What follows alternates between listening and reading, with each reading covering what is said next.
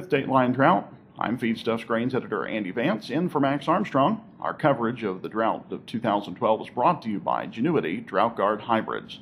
I'm coming to you from Minneapolis, Minnesota, where law firm Faegre Baker Daniels is hosting its annual agriculture symposium, where literally folks from around the Midwest have gathered to discuss all the various issues facing agriculture. Big topics of discussion, as you might imagine, in the hallways centering on drought. Cargill CEO Greg Page was the luncheon keynote speaker, and he acknowledged that we are definitely seeing some very significant issues and market signals indicating that we need to ration demand. Corn and soybean prices certainly giving us some very clear signals, Page told the audience. Now, more than 1/3 of the counties across the country are now designated disaster areas, according to the latest word from the U.S. Department of Agriculture. It's the most severe drought in 24 years. Earlier this week, Secretary of Agriculture Tom Vilsack met at the White House with the President, and they discussed the impacts of the drought gripping the Corn Belt and concerns from border to border. The majority of crop producers have crop insurance, providing 72% coverage of yields, the Secretary said, but livestock producers are the ones perhaps in the most troubled situation as the drought stretches on.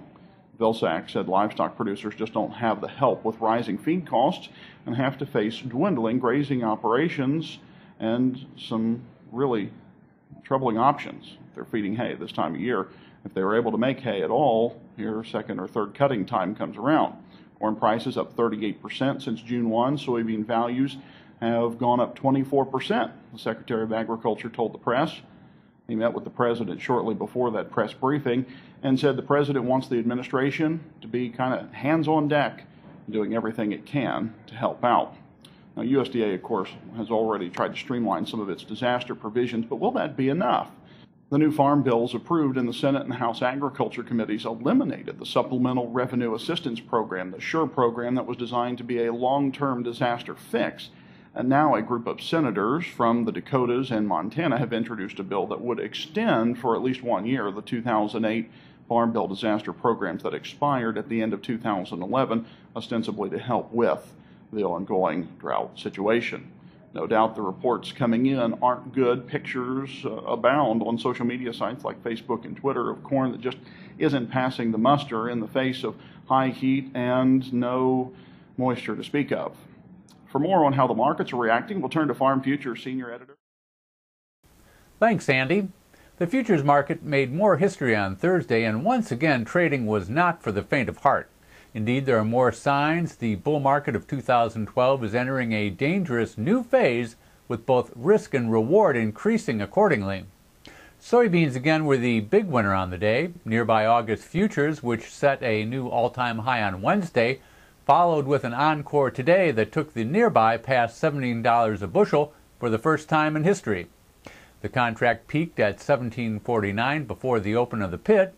Export sales for the latest week were a little disappointing at 15 million bushels, but China continues to buy old crop cargoes. In addition, USDA announced an unusual sale of 4.1 million bushels of new crop to the UK, which normally buys from South America. In addition, long-range forecasts out today showed above normal temperatures and below normal precipitation continuing into August and perhaps well into the fall, further threatening new crop production. Still, beans had to survive a test of $17 after the pit open, firming throughout the session to close at $17.33 3/4, up 50 1/4 on the day. New crop November gained 32 1/4 to 16.52 1/4. September corn became the first nearby in that market to move past $8 a bushel, accomplishing the task when European desks opened this morning. However, another weak export sales report underscored end-user rationing, despite overnight rains that, as expected, bypassed much of Illinois and parched fields to the west in the Corn Belt. September rallied back from profit-taking to close up 12 3/4 at 807 3/4, but bear spreading hammered both the December 2012 and the red December 2013 contracts.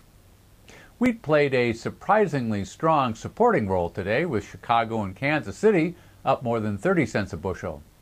Weekly export sales were better than expected at 21.7 million bushels, and there were signs end users are finally becoming resigned to higher prices. Jordan finally closed the tender after walking away from 3 previous attempts, and some sellers were reneging on deals for both corn and wheat, while Chinese feed buyers reportedly sold back cargoes at lower prices to book a windfall. Keep up with the drought situation across the country by visiting www.datelinedrought.com.